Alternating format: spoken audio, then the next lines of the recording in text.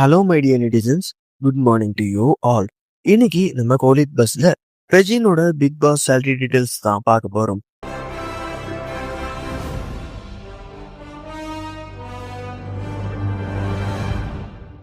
Big Boss season 9ல முதல் முறையா wild card என்ட்ரியில வந்த contestant Rejin, sorry paper rowdy Regin,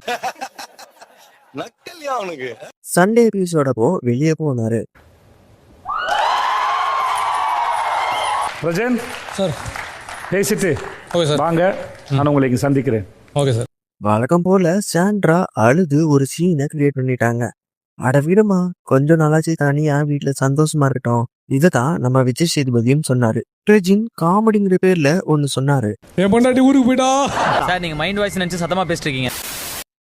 அப்புறம் ரெஜின் வீட்டை விட்டு வெளியே போகும்போது சாண்ட்ரா அழுதுட்டு அவருக்கு முன்னாடி வீட்டை விட்டு வெளியே வந்தாங்க. பட் சமாளிச்சுட்டு உள்ள கூப்பிட்டு வந்து விட்டுட்டு அவர் வெளியே போயிட்டாரு. உனக்கு என்ன பிரச்சனை? ஏன் அழுகுற? எனக்கு தெரியாது. உனக்கு மண்டையில பிரச்சனை. ஐயோ அப்படி சொல்லாத. வெளியே வந்து அவர் என்ன சொன்னார்னா, நல்ல விளையாட ஸ்டார்ட் பண்ணு, திடீர்னு வெளியே அனுப்புறாங்க அப்படின்னு. அதுக்கு முன்னாடி இவர் வயல் கார்டா உள்ள வரும்போது ஒரு விஷயம் ஒண்ணு சொன்னாரு. ஒவ்வொருத்தரோட மாஸ்கையும் தனித்தனியா வச்சு கிழிக்க போறேன். இது ஜஸ்ட் என்ட்ரி மட்டும் கிடையாது, ஃபைனல் வார்னிங். போதற்கு அவர் இந்த வீக்ல நடந்த நெக்லஸ் டாஸ்க்ல அந்த நெக்லஸ பிக் பாஸ் செட்டுக்கு மேல தூக்கி போட்டாரு. அத நெட்டிசன்ஸ் எல்லாரும் கழுவி ஊத்துறாங்க. அண்ட் சில நெட்டிசன்ஸ் இவர் நெக்லஸ் தூக்கி போட்டதுக்கு சோசியல் மீடியால மீமா கூட போட்டுட்டு வந்தாங்க. டாஸ்க்ல ஜெயிக்கிறதுக்காக நெக்லஸ் தூக்கி செட்ல போட்டதுலாம் இருக்கட்டும். இப்போ பிக் பாஸ் வந்து அந்த நெக்லஸ் எடுத்து கொடுன்னு கேட்டா என்ன பண்ணீங்க பிரஜின்? அதை பத்தி யோசிக்கவே இல்லையே. யார் எடுப்பா? ஒரு வழியா வயல் கார்டு என்ட்ரியில ஒரு விக்கெட்டும் விழுந்துருச்சு. சரி, பிக் பாஸ் 9 தான் இப்படி இருக்குன்னு பார்த்தா, ஒரு பக்கம் நம்ம வாட்டர்மெலன் ஸ்டார் கானா வினத்தை நம்பாதீங்க, ஃப்ராடு அப்படின்னு சொல்றாப்புல. பிக் பாஸ்ல இருந்து நான் வெளியில எவிட் ஆகிறதுக்கு மெயினான காரணம் கானா வினோத். புடுங்கிருப்பாரு, அப்படியே ஒரே புடுங்கி இங்க நட்டுருப்பாரு. வாய் என்ன வாயை வச்சுக்கிட்டு இது பேசுது.